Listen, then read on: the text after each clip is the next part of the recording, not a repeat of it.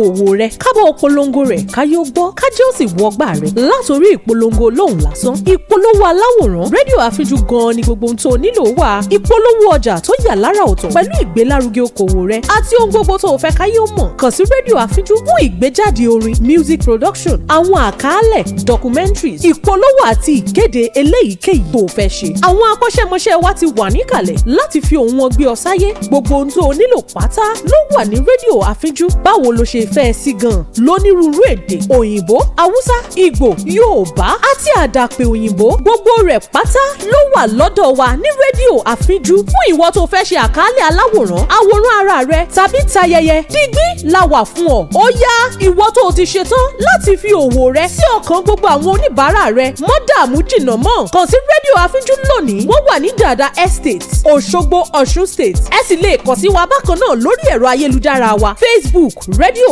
àfíjú x rédíò àfíjú youtube rédíò àfíjú bẹ́ẹ̀ ni o rédíò àfíjú gan-an ní ìlànà ìgbóhùnsáfẹ́fẹ́ tí kò lábàwọ́n.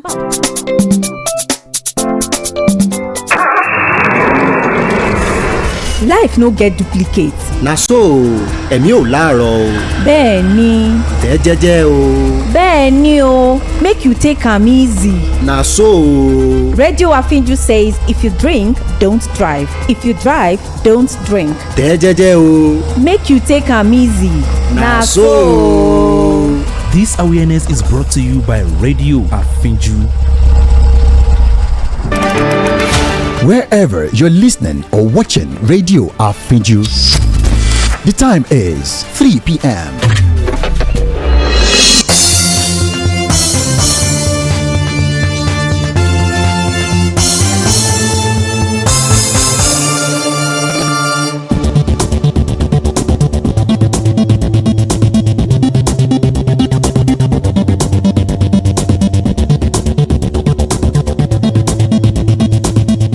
First, a look at the highlights. Nigeria officially commences crude oil sales in Naira. Tunisia's president seeks new term with one candidate in jail. Time stood still, Trump says, at site of assassination attempt.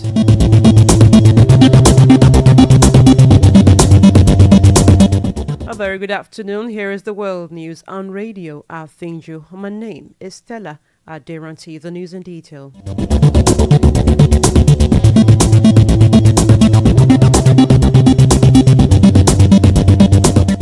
The federal government has officially announced the commencement of sales of crude oil and refined petroleum products in Naira. This was disclosed in a statement by the Director of the Information and Public Relations Ministry of Finance, Mohammed Manga, who also noted that the strategic initiative and bold step taken by President Bola Tinubu-led administration is expected to have a lasting impact on Nigeria's economy, enhancing growth, stability, and self-sufficiency. He added that the country continues to navigate the complexities of global markets and the strategic move positions Nigeria for success in the future. The move comes about 9 weeks after the FEC approved a proposal by Tinubu directing the NNPC to sell crude oil to Dangote Petroleum Refinery and other refineries in Naira. The federal government had said the sale of crude oil to the Dangote Refinery and other refineries in Naira would commence on October 1st in a bid to stabilize pump prices, potentially resulting in lower and more predictable fuel costs for consumers.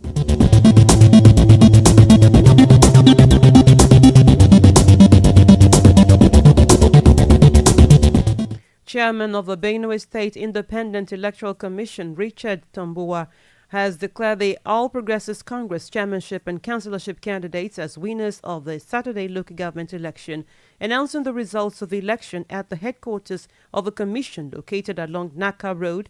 Tambuwa said that the APC won all 23 chairmanships and 276 councillorship positions contested in the state. According to him, the election held across the state went off without a hitch. It was free and fair, and the returning officer submitted all the results from the field. He said from the results, the All Progressives Congress won all 23 chairmanship and 276 councillorship positions, adding that 5 of the 8 political parties that submitted lists of candidates participated in the election. The SIEC chairman listed the parties that participated in the Saturday election to include All Progressives Congress, the People's Democratic Party, Labour Party, Social Democratic Party, and All Progressives Grand Alliance. Responding to the declaration of the results, the state chairman of the Inter-Party Advisory Council and the Labour Party, Ibrahim Idoku, commended the Commission for its commitment towards a hitch-free election.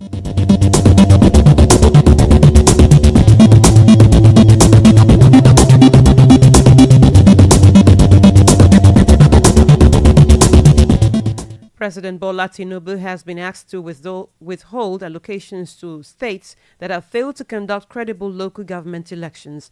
This is contained in a statement from the Socio-Economic Rights and Accountability Project SERAP Deputy Director Kolawole Oluwadari, specifically requesting Tinubu to direct Minister of Finance and Coordinating Minister of the Economy Olawale Edun to immediately withhold federal allocations to states that have failed and refused to conduct credible local government elections, and to ensure that any allocations from the federation account is paid only to democratically elected local government councils and no other body or institution. Displeased by the developments, the group described the action of some state governors as wrong. Oluwadari urged the president to detail the number of local government councils that have directly received federal allocations and whether the councils are democratically elected as provided for by the Nigerian Constitution 1999 as amended and ordered by the Supreme Court in its judgment of 11th July 2024. Recall, on October 5th, elections were held at the grassroots levels in some states like Rivers, Benue, Akwa Ibom, Jigawa. Most states, however, are yet to conduct local government polls and still collect money from the federal allocations for their respective local councils.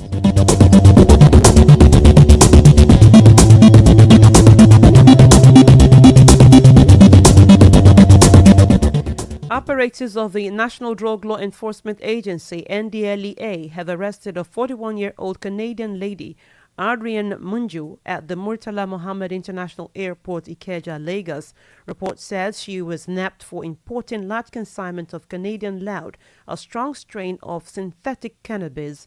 NDLEA spokesman Femi Babafemi announced the arrest in a statement, saying the suspect was apprehended during the inward clearance of passengers on KLM airline flight from Canada at the Terminal 1 of the Lagos airport.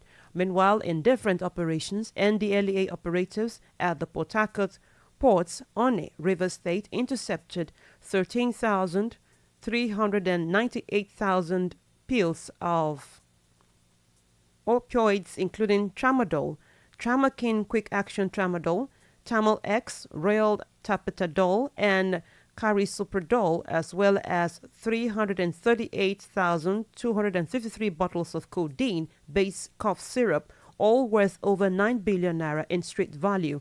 The opioids were recovered in 3 containers coming from India, targeted by the NDLEA during a 100% joint examination of the cargoes with men of the Nigerian customs and other port stakeholders.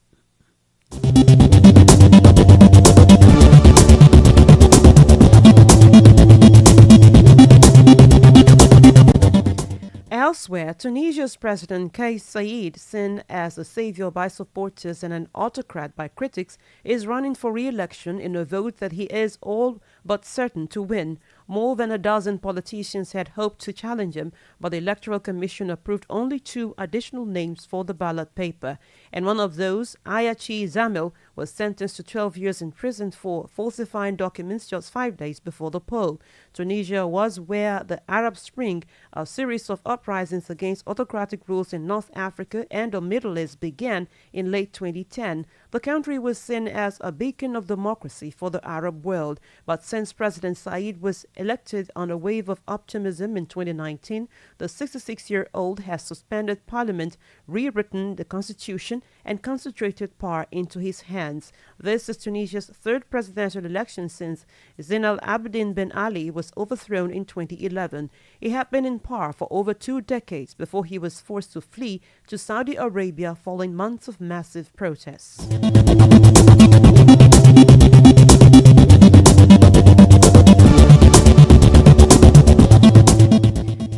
parts of Africa, Mozambique is set for a watershed election that will see a change of the presidential guard, with the era of leaders who forged their careers in the trenches of the independence war against Portuguese rule coming to an end. For the first time, the once all-powerful Frelimo party is fielding a presidential candidate who was born after independence, the charismatic 47-year-old Daniel Chapo, who it hopes will rally voters fed up with its 49-year rule. Mozambique, strategically located along the southern African coast and rich in natural resources, but hit by an insurgency in the remote north, will hold presidential election on Wednesday, along with parliamentary and gubernatorial elections. President Filipe Nyusi is stepping down at the end of his 2 terms and hopes to hand the reins of power to Chapo. His government had to deal with the fallout of the tuna-bound corruption scandal, which triggered the country's worst economic crisis.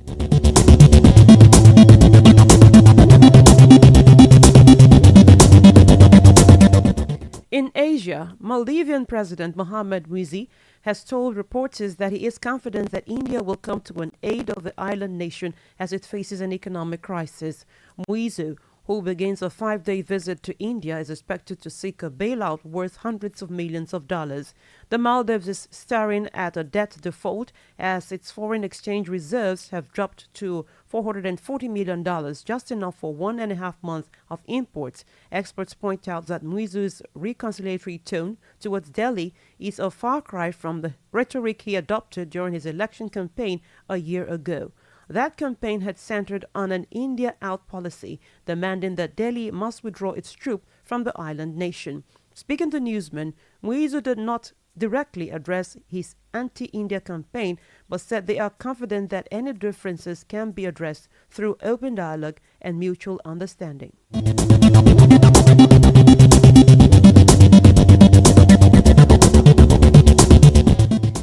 In Europe, flash floods and landslides in central Bosnia-Herzegovina have left at least 18 people dead, with towns and villages cut off, and reports in some places of homes being almost submerged. Some of the worst scenes were in the area around Jablanica, a town on the main route between the cities of Mostar and the capital Sarajevo, about 40 miles to the northeast. It was learned a number of other people have been reported missing, and a state of emergency has been declared.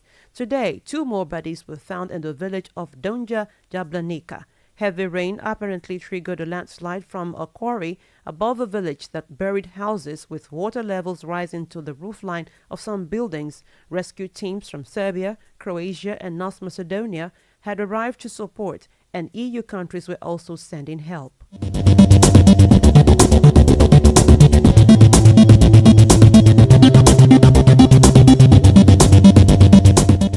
French authorities say 4 people, including a 2-year-old boy, have died while attempting to cross the English Channel.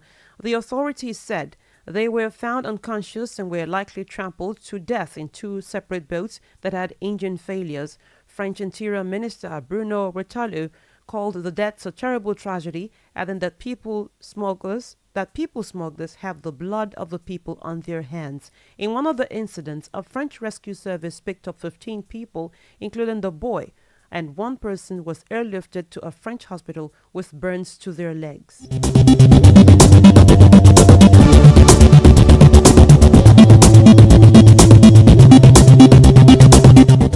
From the Americas, nearly 3 months after an assassin's bullet came close to taking his life, former President Donald Trump returned to Butler, Pennsylvania, to promise his supporters victory in the 5th November presidential election.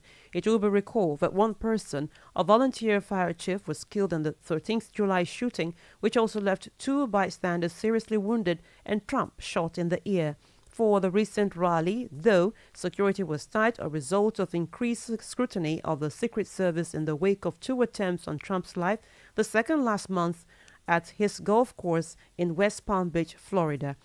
Also in attendance were Trump's running mate, J.D. Vance, as well as son Eric Trump, daughter-in-law Lara Trump, and tech billionaire Elon Musk, who endorsed Trump after the earlier shooting. The former president had fulsome praise for Elon Musk and went out of his way to invite him to the stage. The tech billionaire told the crowd he thought this was the most important election of a lifetime and exhorted voters to register and elect Trump.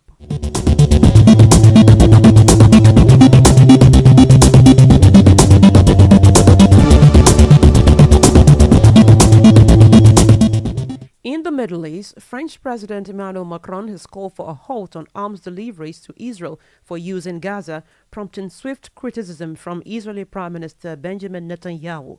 Macron told France Interradio that the priority is that they return to a political solution and stop delivering weapons to fight in Gaza.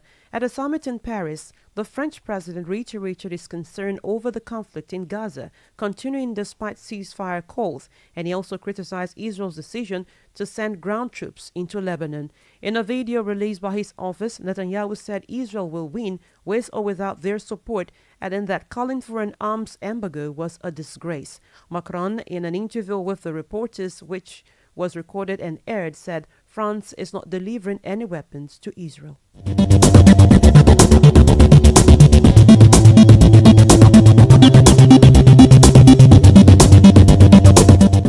In the meantime, the Hamas-run health ministry in Gaza says 26 people have been killed in Israeli airstrikes on a mosque and school housing displaced Palestinians in the center of the territory. The ministry said dozens of people were also injured in strikes that hit Ibn Rashid School and Al-Aqsa Matthias Mosque in Da El Bali earlier today. The Israeli military said it had targeted Hamas militants operating within command and control centers at the site. In North Gaza, Israeli forces surrounded the Jabalia area in response to what it said were Hamas efforts to rebuild. The military also issued new possible evacuation zones in the north and reopened routes to a humanitarian area. Following the strikes in central Gaza, videos showed bodies and blood on the ground among the rubble, while footage at the school shows the structure on fire and a man being pulled out on a stretcher.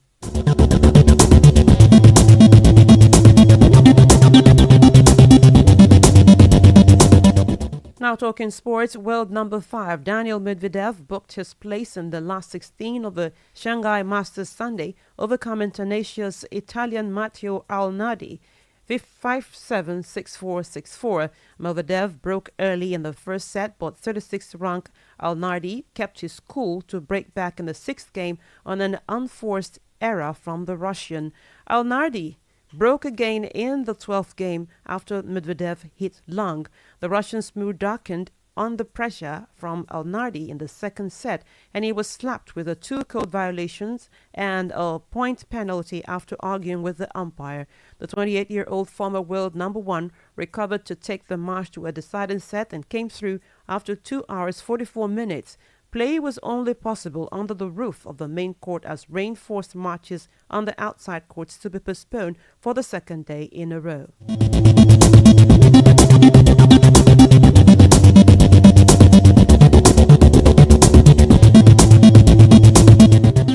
Before we go, here again are the highlights. The federal government has officially announced the commencement of sales of crude oil and refined petroleum products in Naira.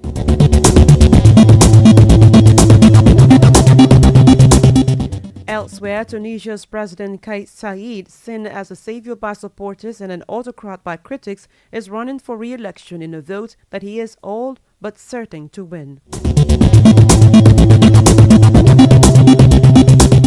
And in the Americas, nearly 3 months after an assassin's bullet came close to taking his life, former President Donald Trump returned to Butler, Pennsylvania, to promise his supporters victory in the 5th November presidential election.